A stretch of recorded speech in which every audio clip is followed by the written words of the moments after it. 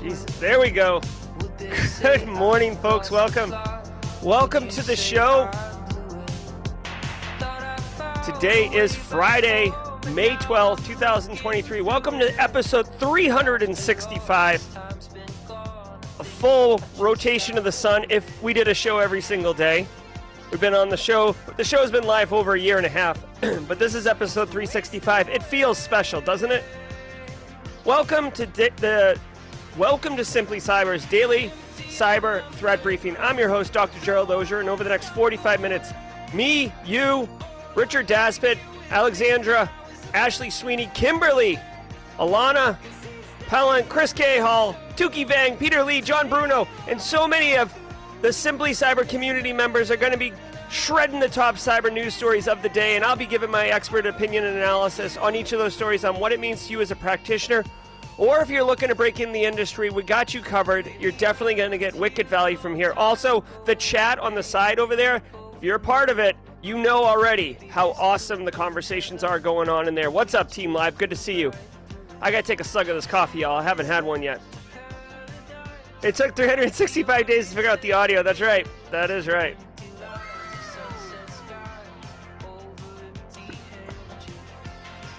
All right, before we tear in and start shredding the top cyber news of the day, let me give a little love to the stream sponsor. Start with my good friend Eric Taylor, Barricade Cyber. Drop those Barricade emotes, squad members. I'll drop a couple because I'm a squad member too. Barricade Cyber Solutions is dedicated to helping businesses from cyber attacks and recover from the damage done. Cyber attacks can cause massive issues for businesses and send dedicated, hardworking business owners into turmoil. But Barricade Cyber Solutions knows how to mitigate the damage done by cyber incidents. Check them out at barricadecyber.com. Links in the description below. This is his website right here. The important thing is, you go down here, here's his calendar. Guys, he deals with ransomware every single day. Every day of Eric Taylor's life is somebody else's worst day. Like, just think about that for a second. It's harsh, man. Not everybody can do it. But he's there to kind of put the fire out and help you get back in business. Also want to say shout out and love to Panoptcy. Panoptcy Security does quantified risk assessments in an amazing way. And why would you want a quantified risk assessment, you ask? Well, if you're aimlessly picking security controls, if you have no idea how to measure the efficacy of your investments, your resources, your people, your process, your technology, a quantified risk assessment might be in your best interest. Brandon and his team can come in. What's up, Matthew Netchie? Thanks for the squad. Brandon Poole and his team come in. They look at your people, your process, your technology. They look at your threat landscape. They look at the industry you're operating in. They look at the size of your business. They look at the current state of affairs. Then they assess how good your security is. You got 2 EDR solutions? Redundant. You're missing a firewall? Huge gap. Not doing MDM? Insider threat, right? Like, a million different things could happen here. But a quantified risk assessment can give you like a 3-year roadmap on quick wins, long-term strategic investments, partners, maybe partnering with somebody is a good idea, getting out of a 3-year MDR contract because you don't use it, for example, or maybe you do, maybe you need one, whatever. That's Panoptcy. Give it some love. Also XM Cyber, but we'll talk more about them at the mid-roll. I want to thank you all for being here. I want to remind you that each episode of the Daily Cyber Threat Briefing is worth half a CPE. So if you've got professional certifications, definitely investigate. I've looked at ISACA and ISC Squared myself, and I feel confident that I can make the argument that this is an instructor-led webinar. I don't typically speak about myself, like this, but like I am qualified. I'm qualified to lead a webinar on a threat briefing, okay? So if anyone pushes back, like, we could have a conversation about it, all right? Meaning the certification bodies, not somebody telling me I'm a crank up here, all right? So if you're here, get those CPEs, say what's up in chat, take a screenshot if you want. That's the trick. Half a CPE, 2.5 a week, 10 a month. Holla, holla, holla. Also want to say, hello, Team Live. 140 of you this morning already. Hopefully you got your coffees or your mid-afternoon teas or your evening nightcaps, depending on where you are and what you're doing. I think it's late Friday night, early Saturday morning in Australia, so my Aussie friends may be getting up to a little bacon and eggs, or whatever Australia. What's a normal breakfast in Australia? Let us know in chat. I'm kind of curious if it's like, I don't know. I can't even make something up. Hashtag Team Live in chat if you would. Sean Washington asked me a jaw jacking about the coffee sponsorship. I got updates for you. All right. If you're live, do a Team Live or say what's up. If you're watching on replay, hashtag Team Replay in comments. I love engaging with the Team Replay folks in comments. Oh, biscuits and gravy, so good, Nathan Bolin. That's my jam.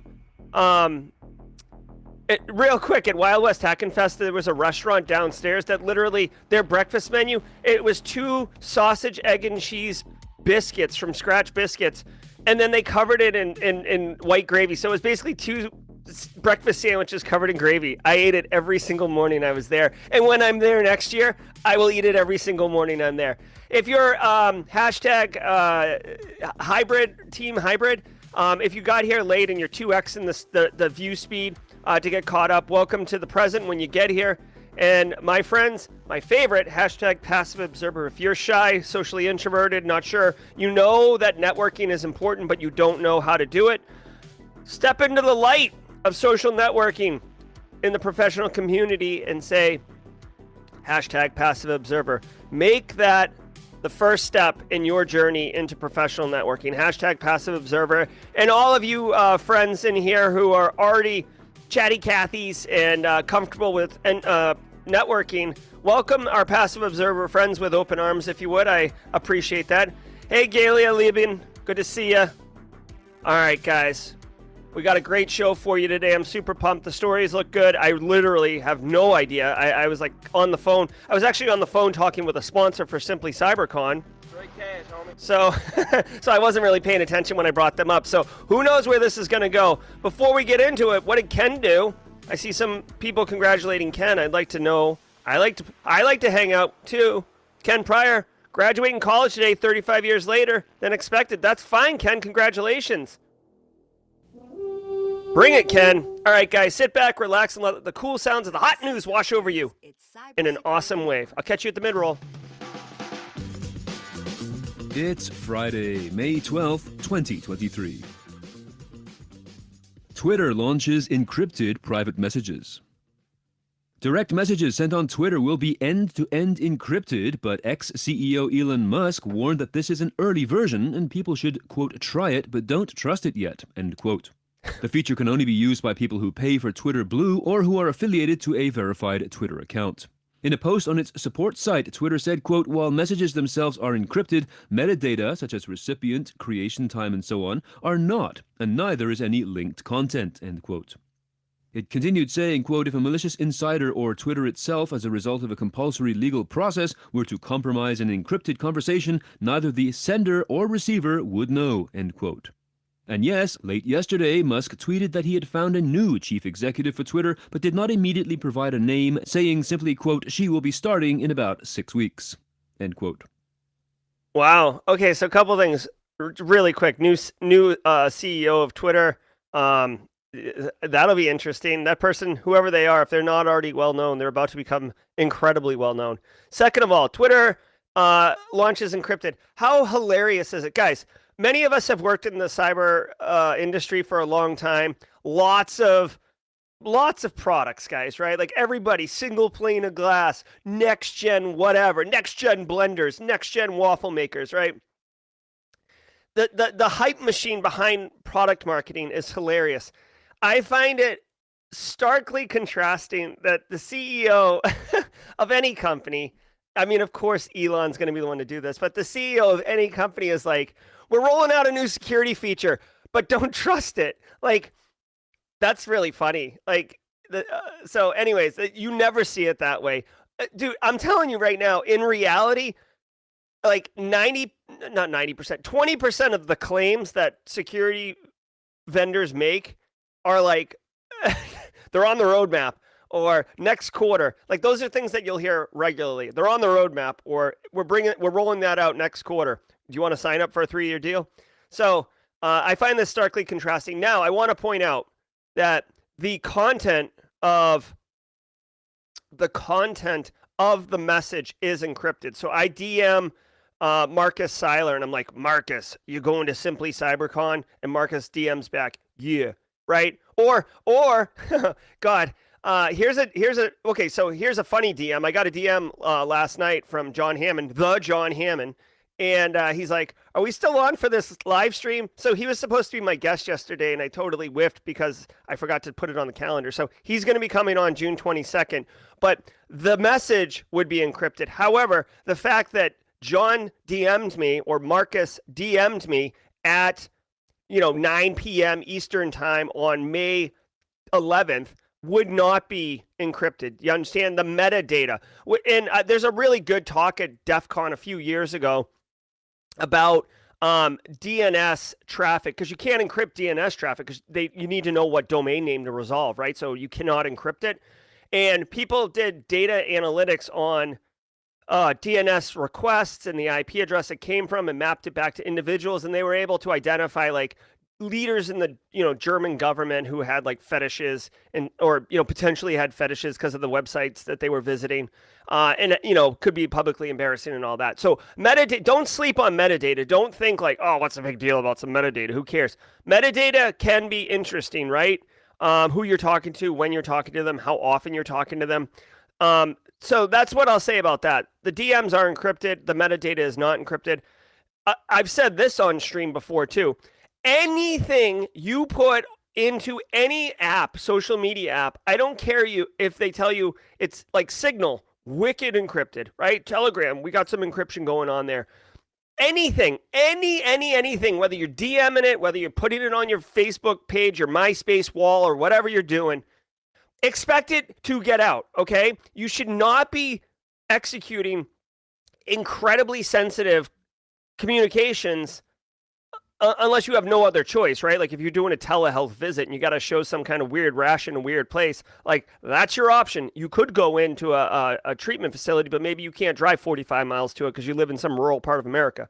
My point is, anything that goes online, stream, text, pictures, expect it to get out, okay? I'm not saying it's going to get out. I'm just saying if you lead with that mindset, then you tend to make better risk-based decisions. All right. Microsoft releases fix for patched Outlook issue exploited by Russian hackers. On Tuesday. Okay, yeah, Aaron Lancaster points out DNSSEC. Yes, DNSSEC is there. I'm not an expert on DNSSEC, but at some point you have to, I guess you have to decrypt the traffic when it gets to the recipient endpoint as well. But okay, so maybe the IP addresses, you definitely can't encrypt those, right? Those have to be documented somewhere, unless you're coming from a VPN, I suppose. But Microsoft released a new fix for a vulnerability that was initially patched in March, but was later discovered by security researchers to be flawed. Ukrainian cybersecurity officials at CERT-UA reported a vulnerability to the Microsoft Incident Response Team earlier this year after Russia-based hackers used a vulnerability in Microsoft's Outlook email service. Although the issue was patched in March, Akamai researcher Ben Barnea discovered a way around this patch that would allow an attacker to use the vulnerability to coerce an Outlook client to connect to an attacker-controlled server. Barnea said the issue is a zero-click vulnerability and all Windows versions are affected by it. All right. And let me just be clear. Aaron Lancaster, thank you for commenting about the DNSSEC. I hadn't thought about that. As I was listening to the story, I'm like, oh, did I just come off the top rope at Aaron Lancaster? That's not how I operate, and I just wanted to explicitly share that. I appreciate you pointing that out with the DNSSEC. All right, Microsoft releases a patch for an Outlook issue, okay? Outlook is still pretty prominent. I will say that Outlook O365 has pushed like all the fat apps up into the cloud, so everything is kind of browser-based. Yeah, you still have Outlook. I'm kind of curious. I'm going to run a poll really quickly. There's 200 folks in here. Do you use Fat Client Outlook desktop app? I'm kind of curious because I don't really know anyone that's still using Fat Client Outlook. Okay, I just run in a poll. Take a hot second if you would and vote if you're using the Fat Client, please. All right, so Microsoft Threat Intelligence, which is really good. Again, Microsoft is coming leaps and bounds in taking security seriously. And that Atlas OS yesterday, somebody commented that I was overreacted to the Atlas OS, which maybe I did. Everybody's entitled to their opinion, but I was really hot about that. Microsoft threat intel is talking about Russian-based actors exploiting a relatively recent vulnerability, 2023, 233397. I'm just kind of curious what this one is. Oh, 1 second. I know, like MITRE's webpage could use some branding. I feel like older, like I hate to say older, but like not necessarily older in age, but people who have been on Outlook who are like resistant to change are the ones who are still using Fat Client Outlook. So the Outlook is an elevation of privilege vulnerability. Elevation of privilege is also called privilege escalation, to spin it around, but you already need to have access to the box. You already need to have compromised the asset. You can see it's a 9.8 out of 10, but again, it's a privilege escalation bug. It's a zero-click vulnerability, but all Windows versions are affected. Yikes. When was this patched? Has this been patched? Patch Tuesday, Microsoft ranked the vulnerability as important and reduced its CVS to 6.5. Yeah, Microsoft reduced it, and because you need to have access to the box already, and it's being patched.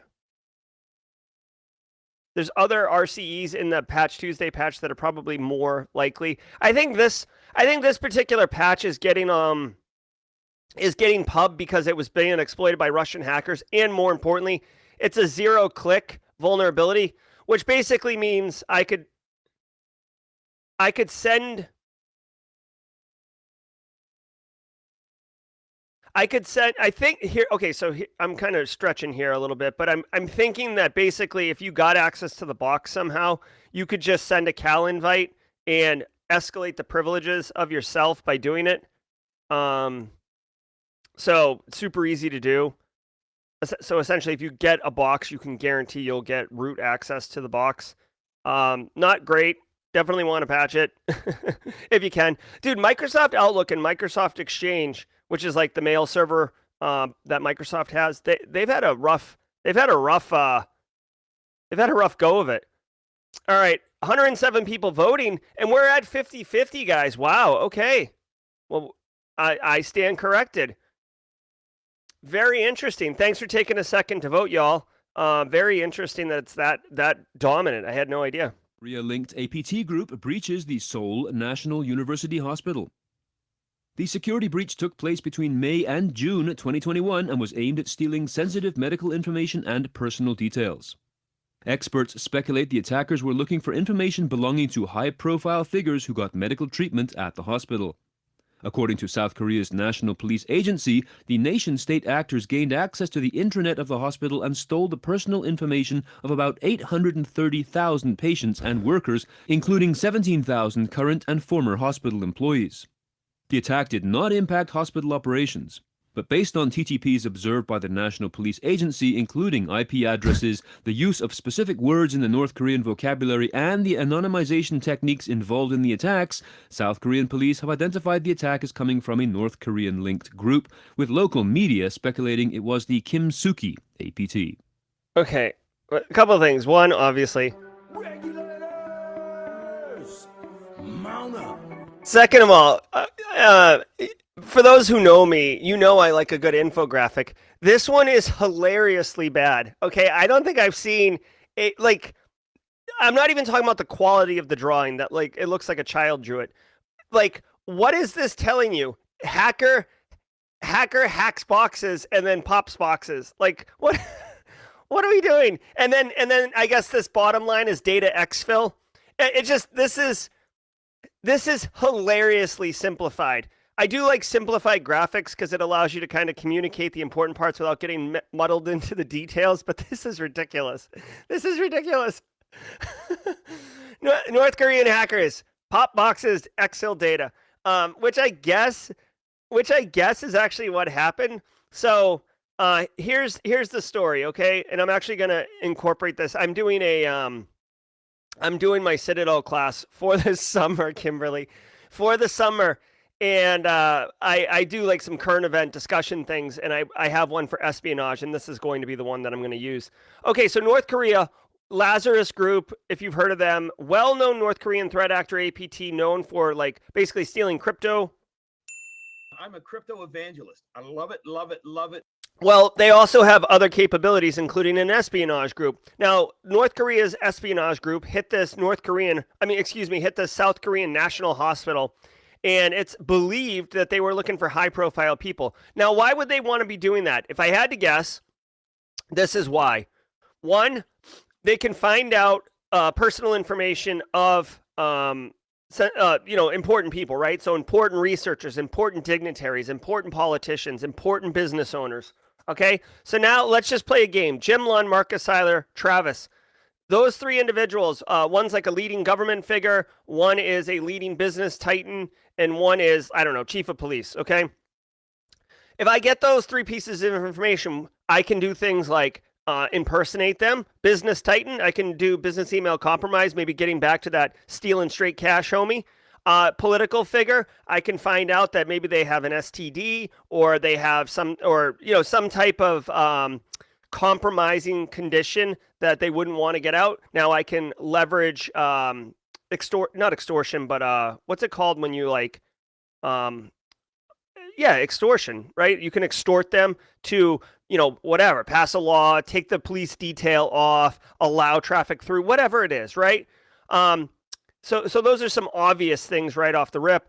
Third, you might be able to get some information and attack them so you could, get into their bank accounts, break into their email, get more information, leverage it as a lateral move. They said hospital operations were not impacted. So clearly North Korea's goal was not to, DOS the hospital system. They just wanted the information. And with all due respect, and I would say, North Korea, I would say any nation state would do this. So I'm not just poo-pooing on blackmail. Thank you. I'm not poo-pooing on North Korea, but instead of trying to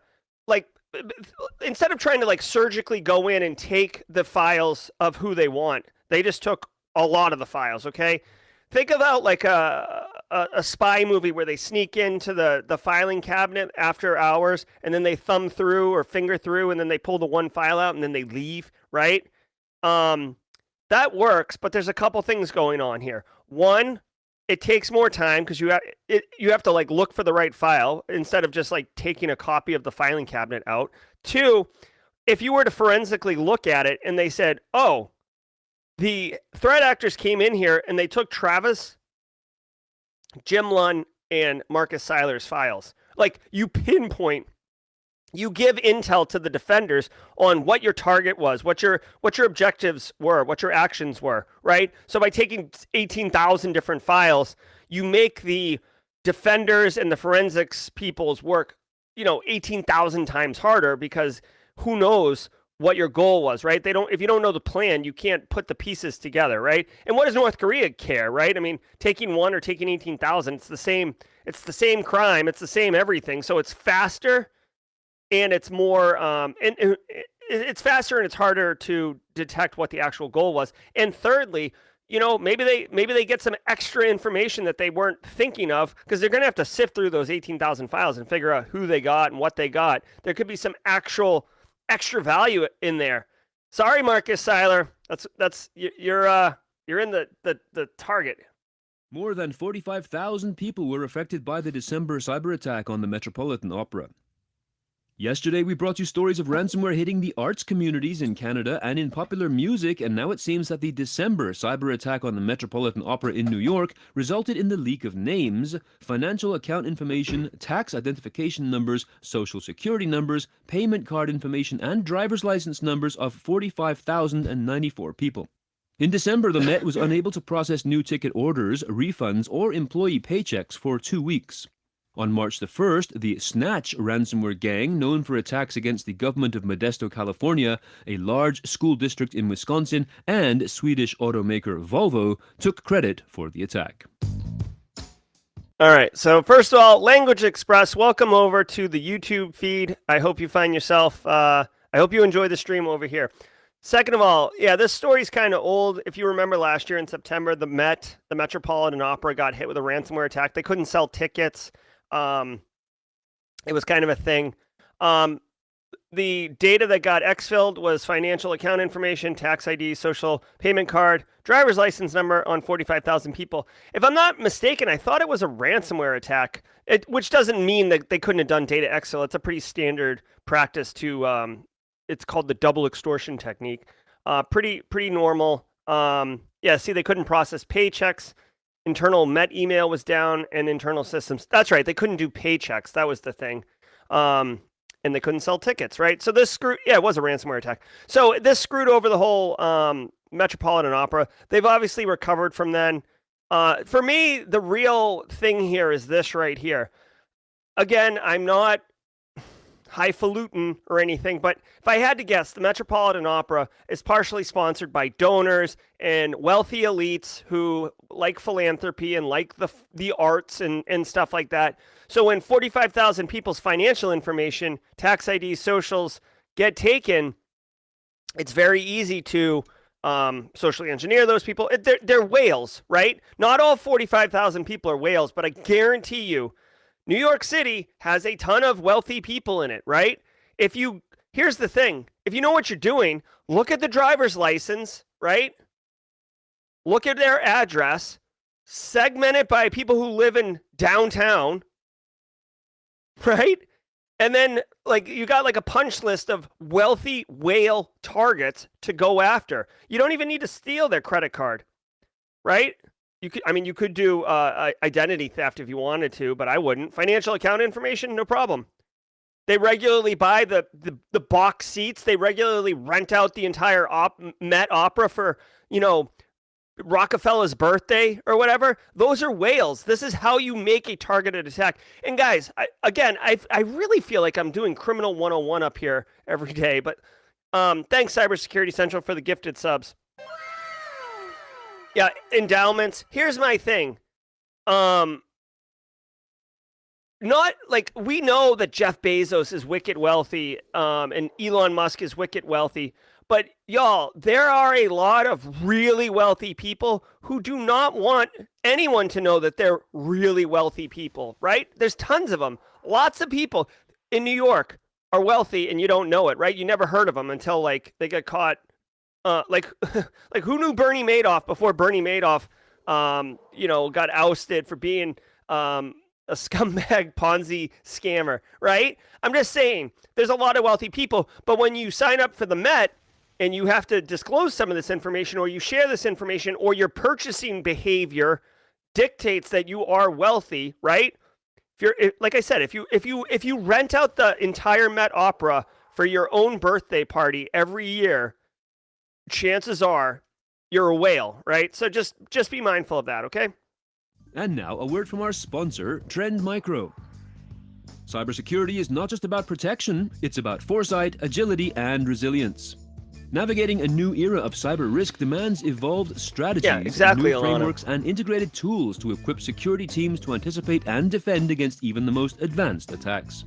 Trend Micro, the global leader in cybersecurity, is bringing the cyber risk conversation to more than 120 cities around the world in their latest Risk to Resilience World Tour, the largest cybersecurity roadshow of its kind.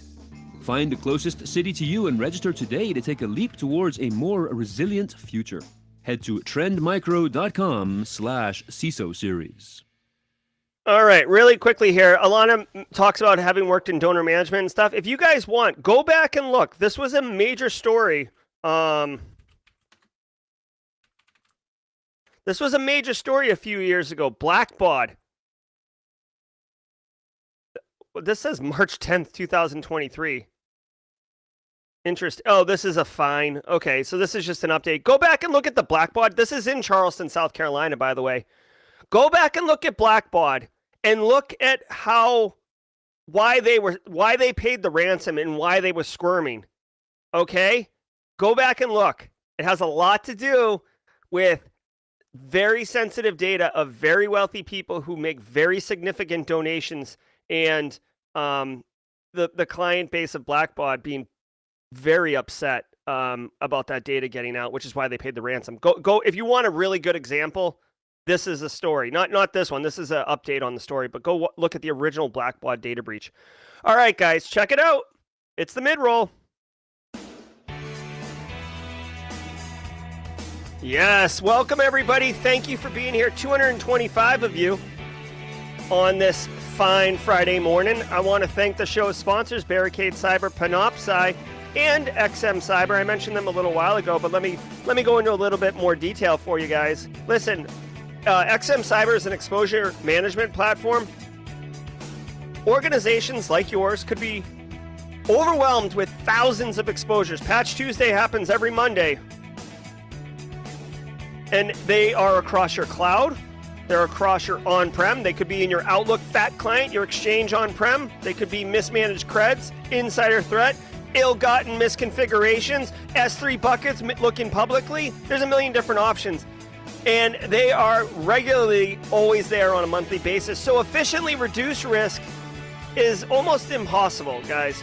But you can discover the most critical threats and practical tips on how to overcome remediation fatigue with a new approach to efficiently reducing risk with XM Cyber's report, the 2023 State of Exposure Management Report. Again, I show this every day.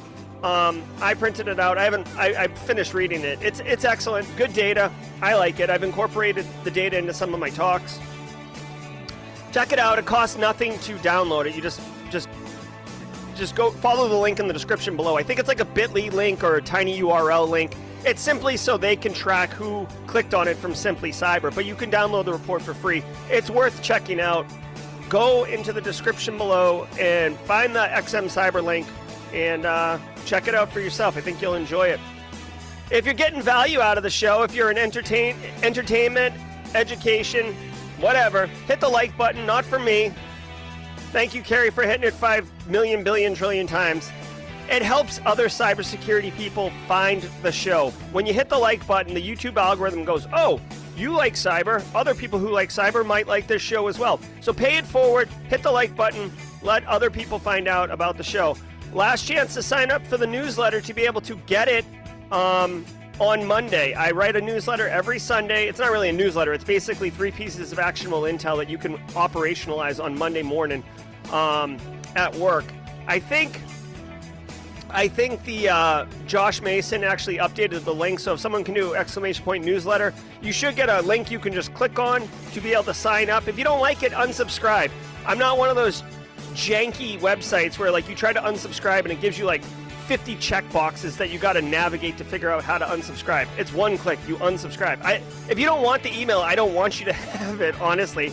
I prefer you to just be happy, all right? So that's what's going on here. Simply Cyber Community Challenge. Jenny Housley's been helping me with this. Chuck Sapp helped start it.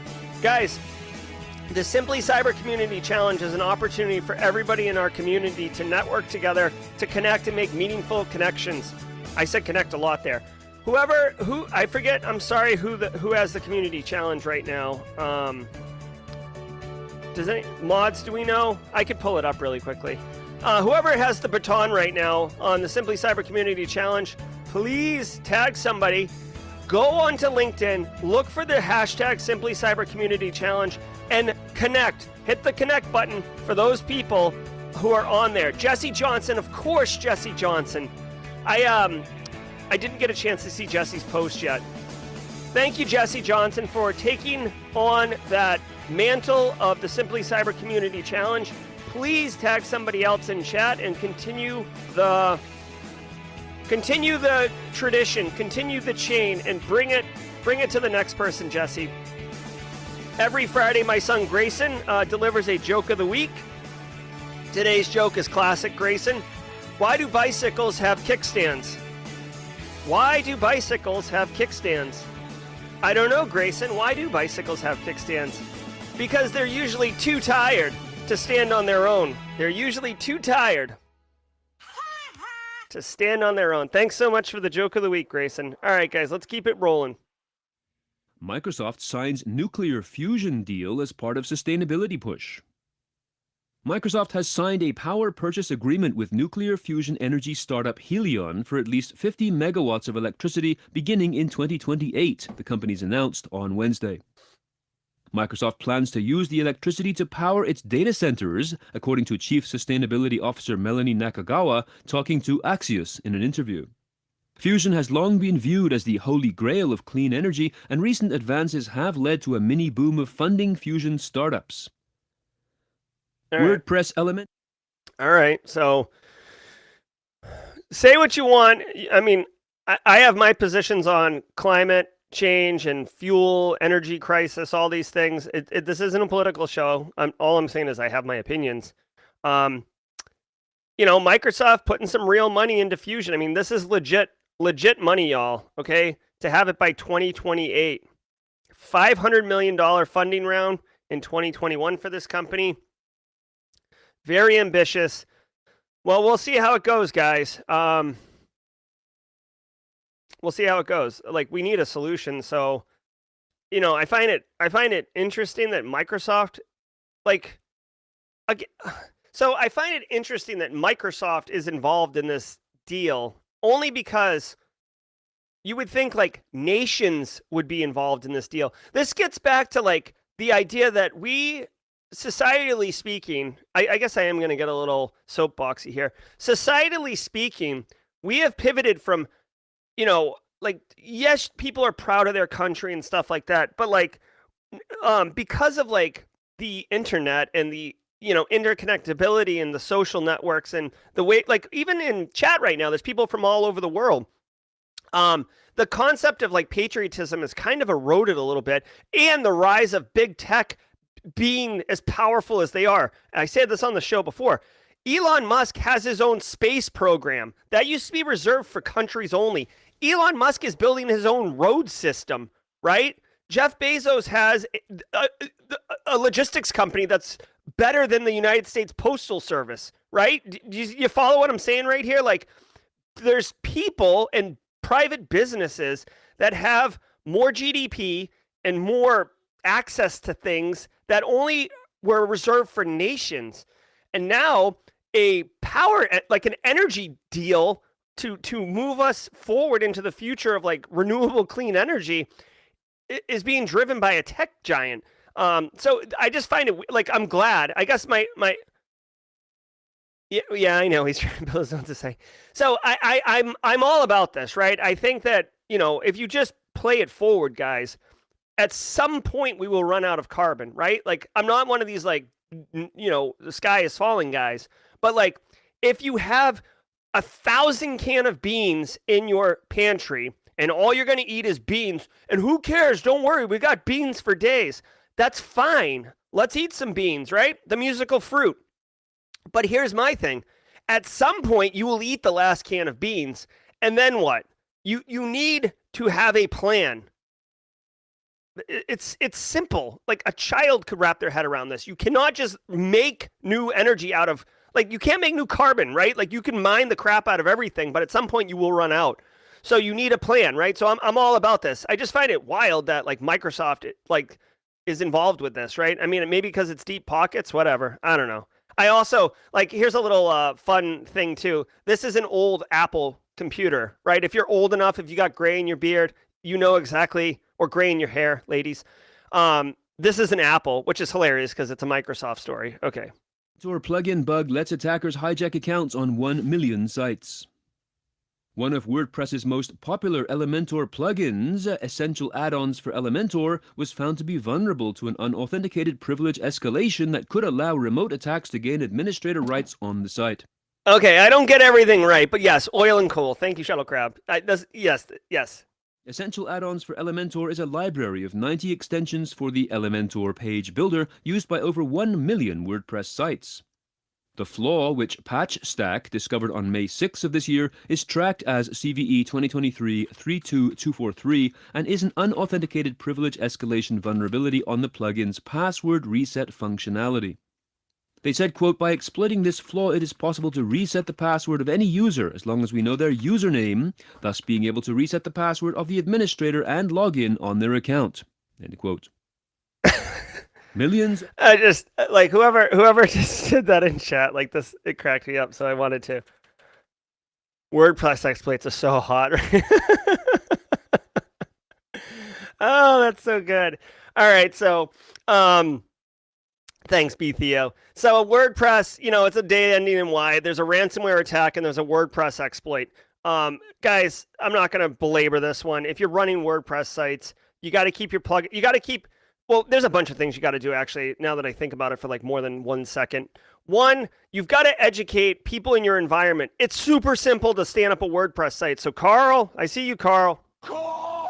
Gonna stand up a WordPress site. So you've got to educate your people to be mindful with WordPress sites that they can get exploited. They have vulnerabilities all over the place. Two, I'm gonna be cool about this. If you're gonna try different plugins out, you need to disable them when they don't work out or you're done with them. You have to configure them correctly, right? You can't just be like a child, like, oh my, hold on. This is, all right. Right? You can't be this guy. Hold on. I don't want to watch a commercial. Hold on. Yeah, you can't be this guy, okay? You can't be this guy with WordPress plugins. Wee! Look at all these plugins. Give me the plugins, right? You've got to be mindful about your plugins and your management of those plugins because you're just increasing attack surface. And a lot of time, WordPress is a website builder, so it's designed to be internet facing, right? So your exposure's all over the place, right? If you yourself are managing WordPress, you got to be mindful of that too. But just keep it clean, keep the plugins off when you don't need them, stay informed on which ones are. This Elementor one is obviously quite a popular one. If 1 million websites were compromised, yeah, so that's all I'll say about that.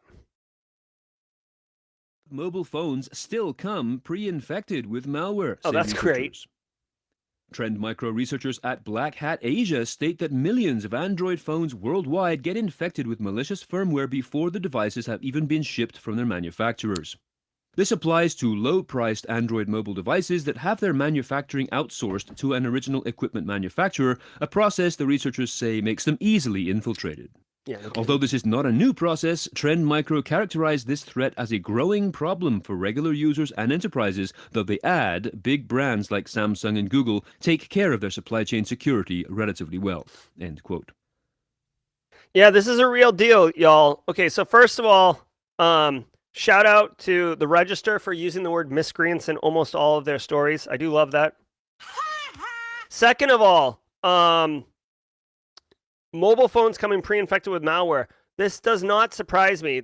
It makes me think when I heard this, it's like the phone calls coming from inside the house, like that old horror movie trope. Guys, Android phones dominate the market. Okay, I know you might have kind of a sheltered view of like the mobile market if you live in the United States and you see everybody walking around with iPhones. People judging because it's a green bubble, right? That whole ridiculous, like, oh my God, green bubble. But internationally speaking, Android has like 80% of the market, and that's like a swag. I didn't Google the exact stats prior to this, but Android has a massive footprint. And the reason is because it's cheap to, it's cheap to roll out. You can make cheap devices. A lot of the world isn't wealthy, so it's cost affordable. Like here's this is a research phone I'm working on. This is I don't even know who this says, made in China. I don't even know the brand of this thing, right? Like this phone is probably like a $30 phone. It's probably installed with malware. Okay, my thing is when you're charging like $30 for a phone, right? Think about it. If you're charging $30 for a phone, you've got to think about, okay, so the revenue coming into the business has to make more than the expenses of the business or else the business won't stay in business, right? It's called profit margin, right? You can have lean margins, not to get all business 101 on you or anything like that, but it's simple economics, right? Simple business dynamics. If I sell a product for $30, I better make sure that my expenses to build that phone cost less than $30, or what am I doing besides like losing money and wasting my time, right? But my point is, with margins that low and revenue that low, obviously You're not going to be able to have mature, robust supply chain controls. You might even be on the take. Like when these devices are coming pre-infected with malware, that might be part of the deal that the vendor is doing, right? If I'm selling these devices, right? Yeah, straight cash, homie. Straight cash, homie. If I'm selling these devices on the cheap, right? And some threat actor comes to me, or some nation state comes to me and says, hey, we'd love for you to include this package on your base build, and we'll give you $100,000 a year just to do that. Well, then that's quite appealing. That's quite appealing. And it reduces the effort for the threat actor to have to find the assets, compromise the assets, socially engineer the owner of the phone, make sure that the phone retains persistence of the infection, reports in, all this crap. Just go straight to the source. This is a brilliant bit of development by the threat actor community. Just saying. I might even go as far as to say, I didn't read the story, so I might go as far as to say that this would be a nation state threat actor. I don't want to name names because it's not fair, but I have a suspicion, tinfoil hat. And by the way, I appreciate the community pointing out that tinfoil actually attracts radio, not repels it, so it's more of a gold foil hat, but we'll go tinfoil. I have a suspicion on what's behind this. I think it's a nation-state threat actor that went to a manufacturer and said, you're going to put this into your phones, and you won't say anything, or we're going to shut you down. And that's what's going on. So be mindful if you're using a cheap Android phone. Now, they did say in the story Samsung has robust supply chain. If it were me, for my money, and if I was going to use an Android phone, I would use a Google Pixel or a Samsung, okay? That's just me, and I know that those are more expensive options, right? So it's not accessible to everybody, but yay, GRC, all right? So here's a win for GRC. You have to do the risk analysis, right? What is the risk of you buying a cheap phone and having malware on it, and then what is the impact of that? Are your creds going to get stolen to your phone, to your bank account? Are you going to install email apps and banking apps and sensitive apps on your phone that you're going to access? Well, now you're introducing exposure. Is that okay? I don't know. You tell me. Everybody has to make their own risk-based decision, but this is why you need to do it. Would it be cheaper to spend an extra $200 and buy a Samsung Android phone and have that assurance that your risk is reduced to an acceptable level? At the end of the day, guys, GRC, I am trying like heck to make GRC cool, or cool again, or socially acceptable, at best socially acceptable, because GRC gets poo-pooed on quite a bit. But I'm telling you, this is a GRC decision. It's wicked technical, but it's a GRC decision for everybody. And if you're a business buying fleets of cheap phones, you better reevaluate that decision. Outdated IT systems threaten UK food security and air quality, say British MPs. They are referring to outdated... Yeah, no, so LinkedIn comes in with an unknown person, which is totally fine, saying they thought expensive phones were also manufactured in Asia. Yes, they are in some instances, but the more, like your Samsungs and your Googles can have supply chain security throughout the supply chain lifecycle. IT systems at the Department Thank for you, Pursuit of Environment, Bliss. Food and Rural Affairs, known as DEFRA, and this is according to a UK parliamentary committee. Officials there are having to use paper forms rather than digital systems to track fast-moving animal diseases and to keep food, air, and water safe. In some cases, the report says systems are so old that they have no protection from cyber attacks, and users must search out old, second-hand laptops to run the applications.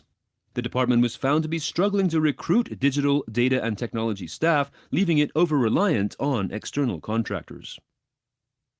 Super. Okay, so couple things. One, the United States has this problem too. Many countries have this problem. Thanks, Nathan Bolin. Many countries have this problem, and I'm going to tell you, many businesses have this problem. Outdated IT systems threaten the business, threaten the country, threaten whatever.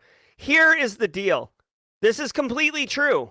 And then they dropped this huge number. 726 million pounds it's going to cost to modernize the legacy systems. All right, let me explain something to you, okay?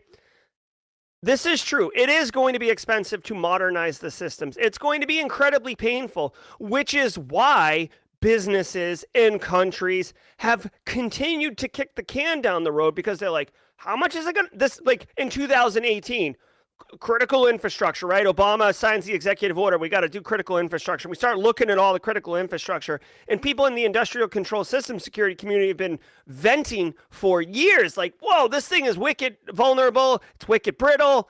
This isn't good. We're connecting IT systems to it, yada, yada, yada.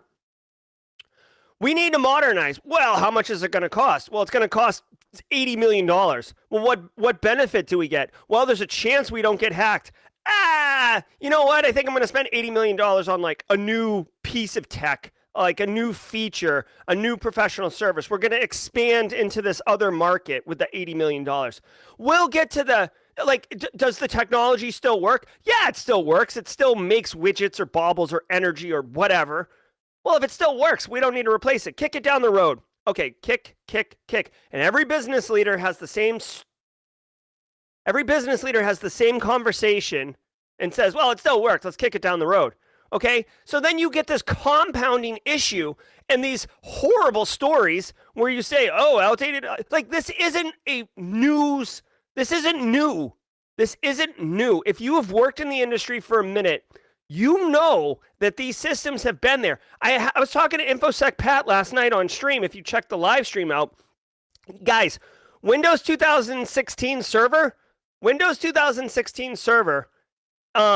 migrating from that server schema and server base up to a newer one, like the newest, like 22 or whatever, it is not a point and click. You don't just hit upgrade now.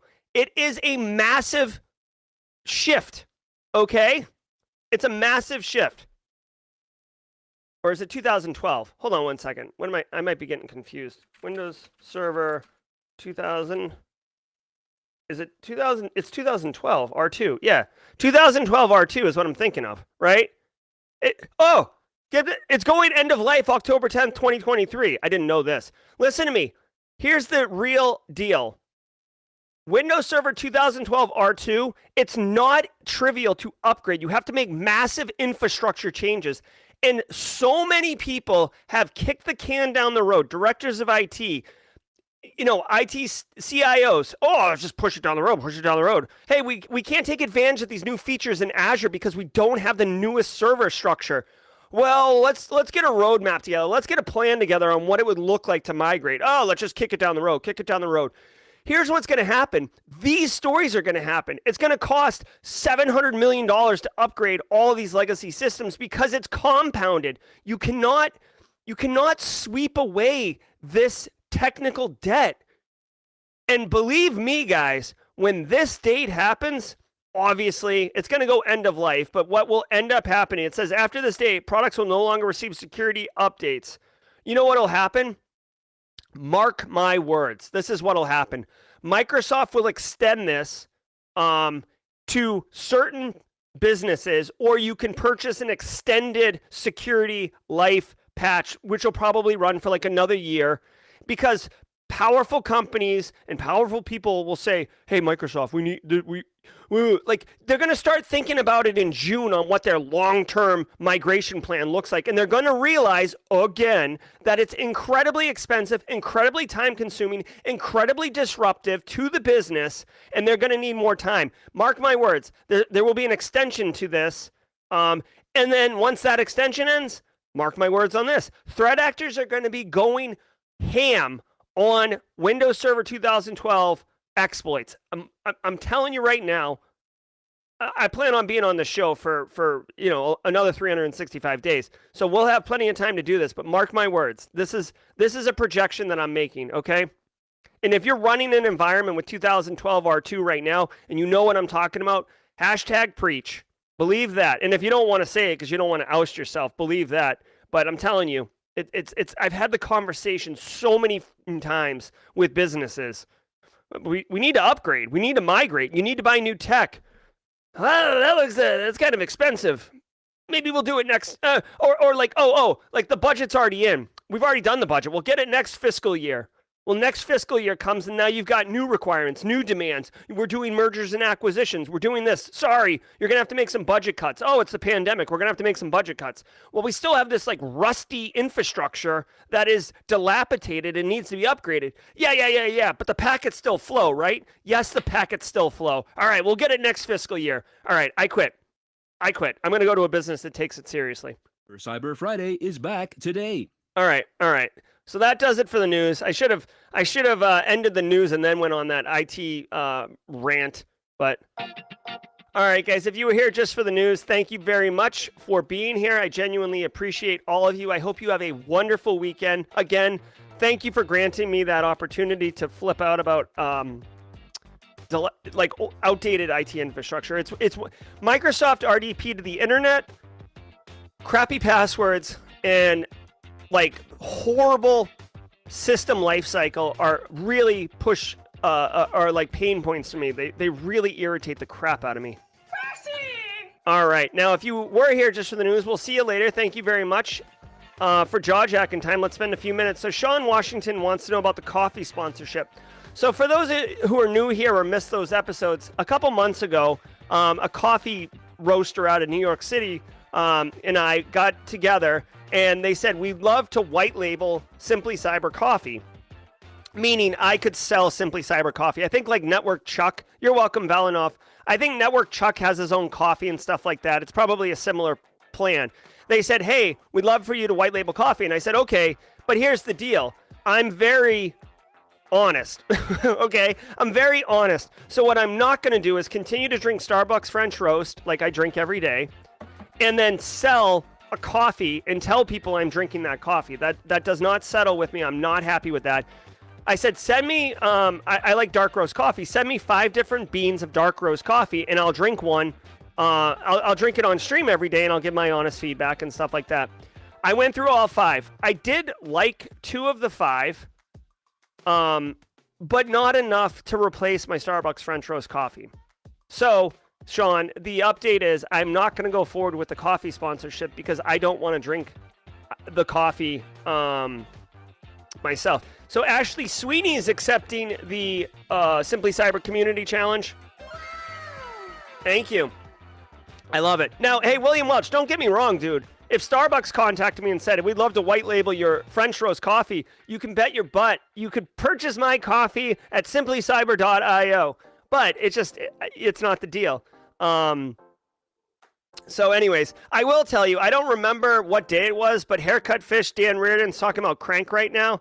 Guys, there was one coffee called Crank that I drank the first time. It was the first of the 5 I drank. Holy crap. That live stream was hilarious. I took I drank this coffee called Crank, and it was basically like taking, you ever seen Pulp Fiction when they take the adrenaline needle and stick it in the heart of, what's her face there? I can't even think of her name, but it was like that. I was like sweating. I was like erratic. Dude, it was called Crank for a good reason. I was lit up.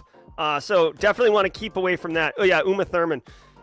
I will tell you though, it might be worth buying another thing of the Crank and just having it and busting it out for certain for certain episodes, almost like Stupid Human Tricks, like April Fool's Day or something like that. But anyways, guys, really appreciate 365 episodes with y'all. 365 daily cyber threat briefings. We've come a long way.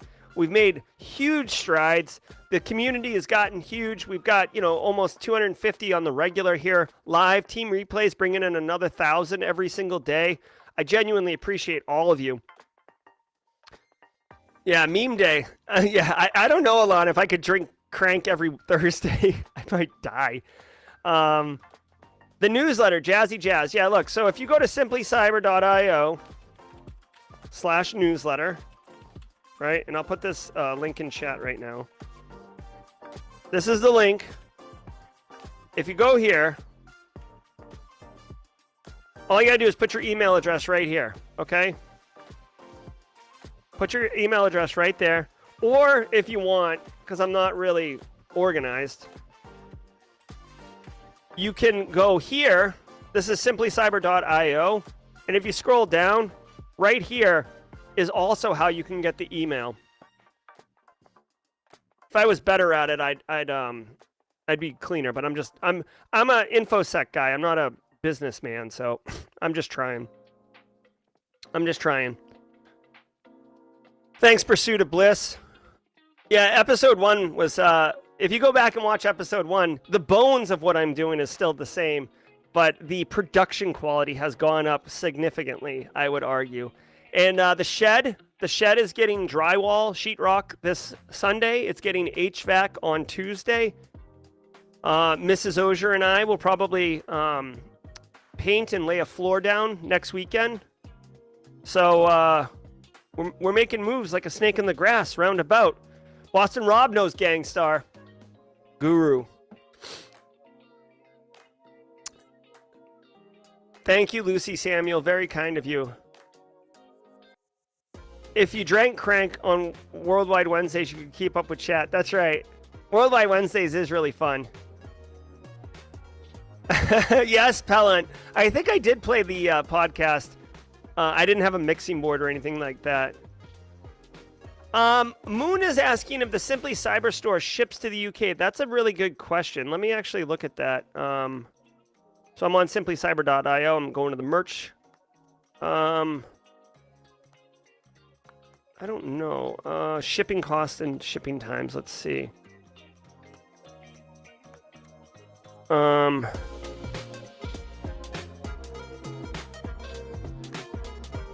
Let me see. I think it can go there. Let me check. They got a lot of options here. I know you got. Oh, you can see them on stream. Hold on. Where's United Kingdom? There it is. UK. Let's see. Yeah, we can ship to the UK. You could ship international, no problem. Simply Cyber. We gone worldwide. We're like Pitbull. All right. I drank crank and it's pretty good. Gershon Chapman saying, I like it. I didn't get as wired as you though. Yeah, I don't know what happened. Are you going to do manual sound effects when you're on the mobile studio? Possibly. So Gary Sturgiadis, I'm actually, I'm going to buy, I'm basically going to invest. I have my old Stream Deck, the 15 button one, and I have the large one now. So I'm actually thinking of, just buying a Go XLR mini mixer for my mobile studio, basically recreating my in-studio for my mobile studio. I also need to buy I have to buy a new laptop. The one I have is wildly underpowered to do what I need to do. Oh, nice. Nathan Bolin used his chat GPT. Guys, I've got something that's going to blow your mind here. I got to say, you impress me more every day. Yeah. Gangstar, Guru, DJ Premier, Jasmine Taz.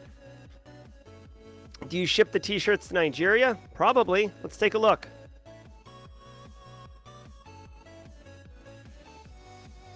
Let's see. Nigeria. Yep. Nigeria's... Hold on. Let's see. Yep. Nigeria's in the house. You can get a Simply Cyber shirt by May 30th. I will say, guys, hold on. Before, I mean, obviously, I'd love it if you bought Simply Cyber gear and represented. But stay tuned because... See, the business, the Spreadshirt shop that handles the merch, they control when the discounts happen, right? So like 10%, 15%, 20%, and they happen with some regularity. Let me actually look really quickly. If I can, hold on, give me 1 second. Is this it?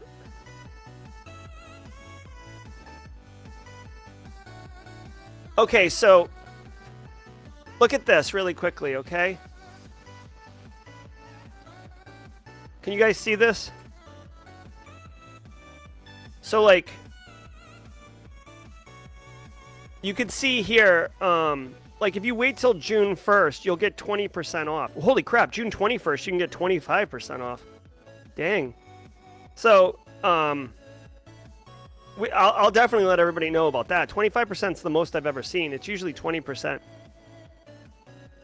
A flaming donkey deal?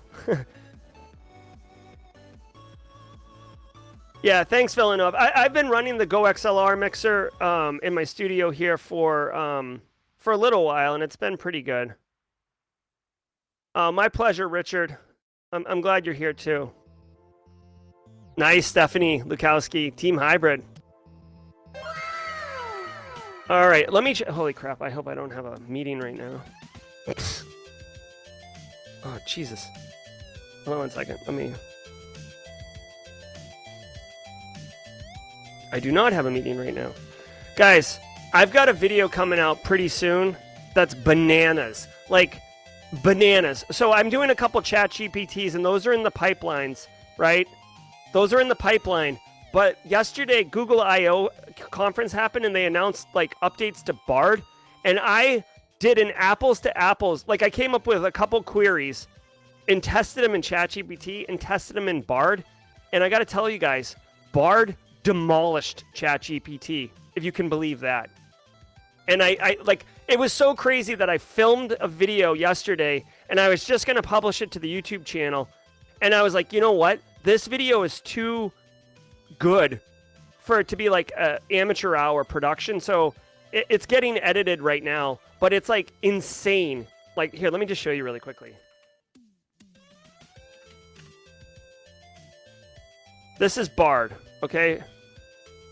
Now Bard was getting a lot of bad pub because it was like a hot mess on fire, but they made massive improvements to it yesterday, or to it, and then they dropped it. So check this out.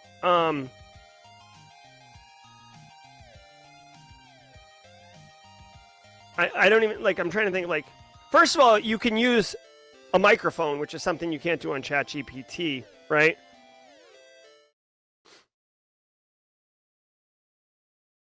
Tell me about Hack the Capitol conference the other day. Tell me about the Hack the Capitol conference the other day. Now it says heck, so it wasn't smart, but yeah, hold on.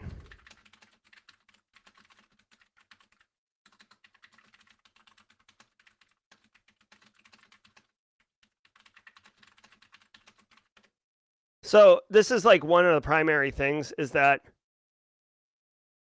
it has up to date. So it's leveraging Google's entire back end. So this is one primary difference. I mean, this is just one of the improvements Bard has over ChatGPT. It knows about everything that Google knows. So if you can Google it, Bard can help you with it, right? And I don't want to spoil the video.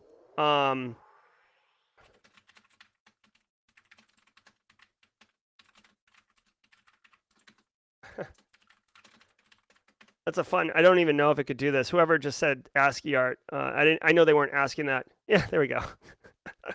LOL. So, anyways, look for that video. I've actually asked the editors to expedite the production of that video because I believe Bard for cybersecurity professionals is better than ChatGPT right now. Even though, like, so the stuff I'm doing with ChatGPT is good. You get massive value from it. But I'm just telling you, I did these things with Bard, and I was very impressed with it. Jojo with the super chat. Jojo, it's been a minute. He was at Google I/O, Jerry in San Jose. Google flew me out. I just got back last night in Florida, but the event was great. Look at you, Jojo. Straight crushing it, homie. Become best friends. Yep. Thank you so much, Jojo. Yeah, Bard is free. Check out Bard. All right. Good to see you, Jojo. Have a wonderful weekend. Bye, Alicia Jerry. Bye, Richard. Guys, I'm gonna oh boy. I am going to close it out right now. I want to thank all of you for being here. Thanks, Jojo, for the donation. Thank you all for 365 great episodes. I hope you have a wonderful weekend. Get some R&R. For those who are working over the weekend or third shifts or whatever, you know, best wishes to you. Fight the good fight. And we will we'll see you on Monday morning. Hit that newsletter up if you want, because I'll be drafting it on Sunday. Share it with a friend, guys. Simply Cyber. Daily Cyber Threat Brief, share with a friend. I am trying to promote it so people can find out about it. I actually have an upcoming social post with a really cool company that's going to promote the daily cyber threat brief. So once that gets in order and scheduled, I'm going to expect us to have like a banger of a day as a bunch of new people slide in here and find out what we've been doing over here for 365 shows. Thank you, everybody. Be good, and until next time, stay secure.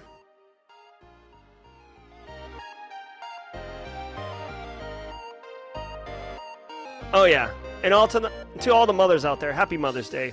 Thank you.